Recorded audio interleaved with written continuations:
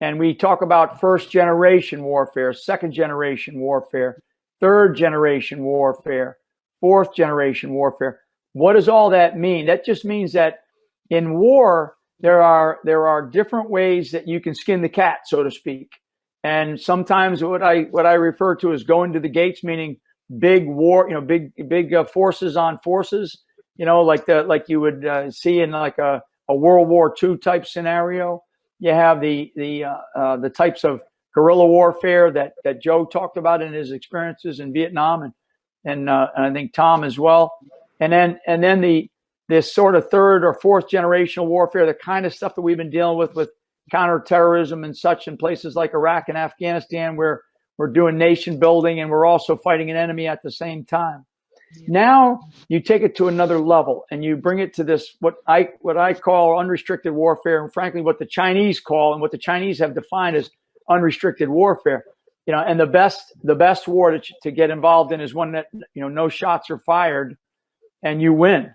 And in this case, the Chinese unrestricted warfare, which they wrote about, they actually have a doctrinal manual that was created back in the 90s that actually lays out their doctrine for fighting this unrestricted warfare.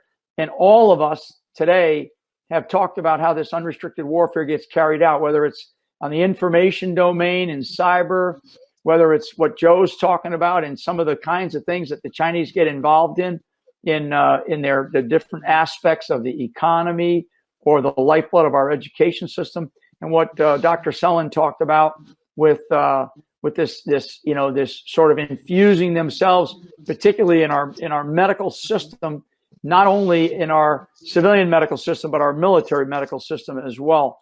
And I just going to rattle off a couple of things that this administration has done as it relates to China, because there's different opinions about the relationship between the administration of Joe Biden and Kamala Harris with the Chinese versus what Donald Trump's role and the relationship was, which was one of strength and one of really economic strength. But what have we done since this, the quote unquote inauguration back in January of 2021? We've canceled the XL pipeline. That was the safest way to move oil, and it cost America, by canceling that, 70,000 jobs. We've canceled drilling in the Arctic. That's 2% of the area that has drilling. Only 2%. It's extremely remote and virtually no one goes there. And it's exactly where we should be drilling. And that's American. Those are American products.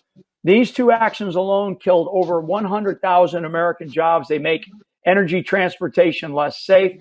They increase the pollution as we move oil less efficiently from overseas and other parts of the world.